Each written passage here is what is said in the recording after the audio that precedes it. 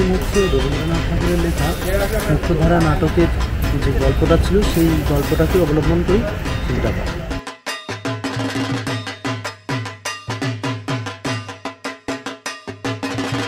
মানুষের সাথে সাথে এই জন্তু জানোয়ারদেরও পৃথিবীটা।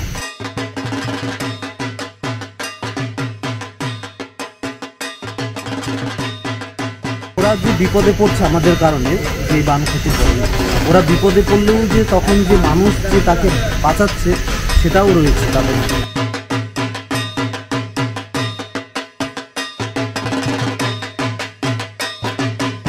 নমস্কার, বাংলা হান্টে সকলকে স্বাগত। আর বোধন 2024 নিয়ে আমি রিয়া আপনাদের সাথে এখন দাঁড়িয়ে রয়েছি দমদম পার্ক তরুণ সংঘ এবং তাদের এবছরের যে থিম পরিকল্পনা, সেই থিম পরিকল্পনা বিশ্বকবি রবীন্দ্রনাথ ঠাকুরের 102 বছর আগের লেখা মুক্তধারা অবলম্বনে।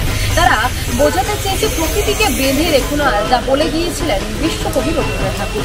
এবং সেই প্রকৃতিকে বারবার যখন আমরা বেঁধে রাখার চেষ্টা করেছি, তার ফলে বন্যা থেকে শুরু করে নানা যে প্রাকৃতিক বিপর্যয়, সেই বিপর্যয়ের সম্মুখীন হতে হয়েছে আমাদের। এবং এই যে প্রকৃতি, সেই প্রকৃতি আমাদের নয়, এই প্রকৃতিতে পৃথিবীতে বসবাসকারী যে প্রাণী রয়েছে তাদের সকলের সমান অধিকার রয়েছে।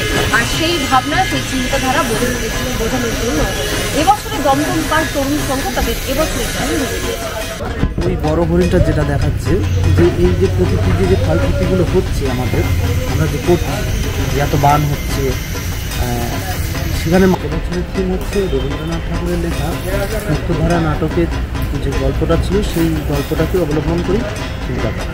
থিমের পেছনে কি বার্তা দেওয়ার চেষ্টা করা? থিমের পেছনে যে বার্তাটা আমাদের দেওয়ার চেষ্টা করছি আমরা, যেটা আজকাল যেইভাবে পরিবেশের উপরে আমরা মানুষজন বেঁচে থাকার জন্য পরিবেশের বিরুদ্ধে যে কাজগুলো করছি, যেরকম এই পাহাড়ের মধ্যে যে আমাদের বাড়িগুলো দেখানো, কোনো গাছ দেখানো হয়নি বেশিরভাগই, পাহাড়ের গাছপালা কেটে, পাহাড় শুধু পাহাড়ে না, যে কোনো জায়গার গাছপালা কেটে ঘর বাড়ি তৈরি করে সেই জায়গাগুলোকে গ্রাস করে নেওয়া আমরাই করছি।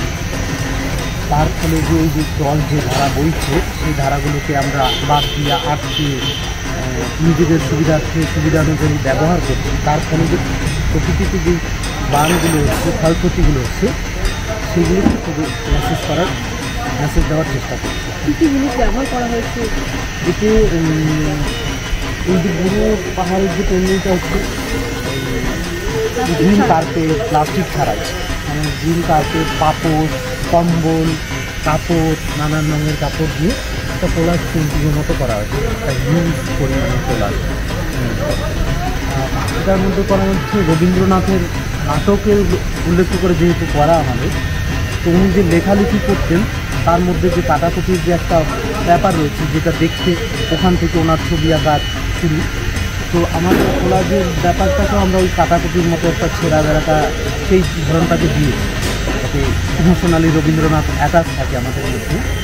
তো আর এই যে ধারা, যে মুক্ত ধারা, যেটা ধারার মতো বইতে দিলে যে তার একটা রিডিং থাকে, সেই রিডিংটাও এই ড্রয়িংয়ের কোলাজের মধ্যে আমরা তুলে ধরার চেষ্টা করি।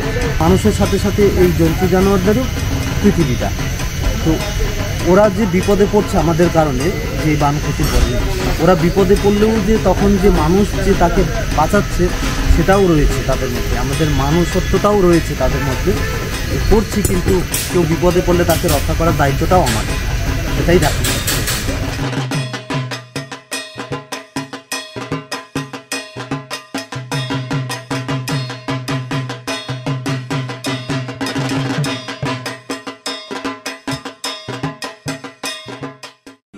বাংলা হান্টের আরো খবর দেখতে নজর রাখুন।